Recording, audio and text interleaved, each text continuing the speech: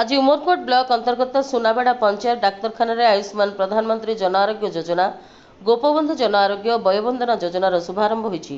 एठारे तीनोटी पंचायत यथा सेमला अंचला सुनाबेड़ार समस्त स्वास्थ्यकर्मी आशा अंगनवाड़ी कर्मी जोग देइथिले।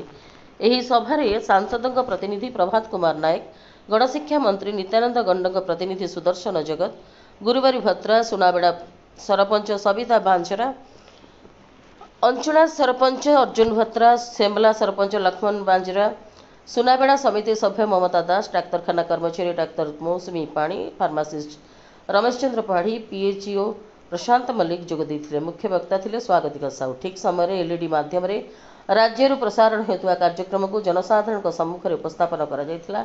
बीजेपी राष्ट्रीय अध्यक्ष जेपी नड्डा, मुख्यमंत्री मोहन चरण माझी और बीजेपी बहु वरिष्ठ नेता अभिभाषण को साधारण जनता शुणी करताली स्वागत करते। सभा मध्य तीनोटी पंचायत प्राय 10 जन को कार्ड बंटन कर योजनार शुभारंभ होता। सभा शेष में उपस्थित समस्त जनसाधारण प्रस्तुत होता भोजन आहरण कर सभा समाप्त करते। ओडिशा देखु 3.5 कोटी जनतार सरकार तो घोषणा कर 3.5 कोटी लोक उपकृत हे निश्चित रूपे आ सहित वयस्क लोक वयोवंदना योजना माध्यम उपकृत हे।